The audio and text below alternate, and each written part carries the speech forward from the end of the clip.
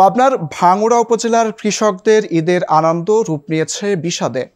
আগাম বন্যায় মাঠে থাকা পাকা ধানসহ বিভিন্ন ফসল তলিয়ে গেছে। তড়িঘড়ি করে কিছু ফসল বাঁচানোর চেষ্টা করলেও শ্রমিক সংকটে সেটি সম্ভব হচ্ছে না। সিরাজুল ইসলাম আপনের প্রতিবেদনে বিস্তারিত। আগাম বন্যায় মাঠের পাকা ধান এখন পানির নিচে, দেখা যাচ্ছে কেবল ধানের ডগা। কৃষকরা বলছেন মাত্র ৬ থেকে ৮ ঘন্টার ব্যবধানে তলিয়ে গেছে ভাঙ্গুড়া উপজেলার অষ্টমনীষা, খানমরিচ ও দিলপাশা ইউনিয়নের শত শত হেক্টর জমি। হঠাৎ করে পানি আসে, মানে রাতে শুয়ে লইছে, সকালবেলায় উঠে দেখি যে সব ডুবে আছে।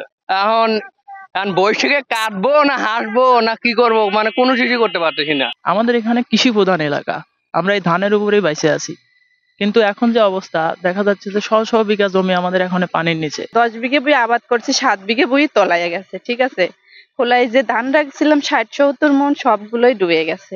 অনেক ধান ডুবে যাচ্ছে, দেখতেছেন না। বাড়িতে কেউ মহিলা শুদ্ধ লিয়ে আসছিল ধান, বাড়িতে নিয়ে যা কমসান লাগবে তো। এখন যেটুকু সম্ভব ডুবে যাওয়া ধান তোলার চেষ্টা করছেন কৃষকরা, কিন্তু তাতেও লাভ হচ্ছে না। ধান কাটার জন্য একদিকে শ্রমিক সংকট, অন্যদিকে টানা বৃষ্টিতে ধান শুকানোর জায়গারও অভাব। করে পানি আসার কারণে আমাদের অনেক ক্ষতি হয়ে গেছে। হাজার হাজার বিঘা জমির ধান ডুবিয়ে গেছে। আমরা লিভার পাইনি ঈদের সামনে। লিভার না পাওয়ার কারণে আমরা নিজেরাই নাবি একটু কাটার সময় তুলে একটু কাটতেছি। এখন আর কি করবো? তা আমরা তো লোকজন পাচ্ছি না। এখন আমাদের পরিস্থিতি খুবই খারাপ, ভয়াবহ। 1200-1500 টাকা দিন করি, তাহলে কত টাকা লস যাবে? যে ধান পাবো তার চেয়ে বেশি টাকা পাট লাগবে। বউ চাল মিয়ে লিয়ে তো কষ্ট করতেছি বাবা। হ্যাঁ, চালান ওঠে, তাছাড়া তো উপায় নেই। কে দেন তো একখান লাউ কাগজ দিয়ে লাউ বানাচ্ছি, বানা জিনিস লিয়ে রোডে তুলতেছি। একটা ধান 4 দিন 5 দিন টানতেছি, টেনে তাও দেন যে ওঠে না। কৃষকরা বলছেন 1200 থেকে 1400 টাকা মজুরি দিয়েও শ্রমিক মিলছে না। এমন অবস্থায় লোকসানের আশঙ্কায় তারা। আমাদের মোটামুটি ভালোই লস হবে, যাই করছিলাম খাওয়ার জন্য, এখন সেটাও হবে না। অনেক টাকা এবার আমাদের লস হবে, নিজেরাই কষ্ট করে ধান তুলতেছি। এলাকায় অপরিকল্পিত বাঁধ, রাস্তাঘাট এসব করাতে মানে প্রাকৃতিক বিপর্যয়ের মধ্যে আমরা পড়ে যাচ্ছি।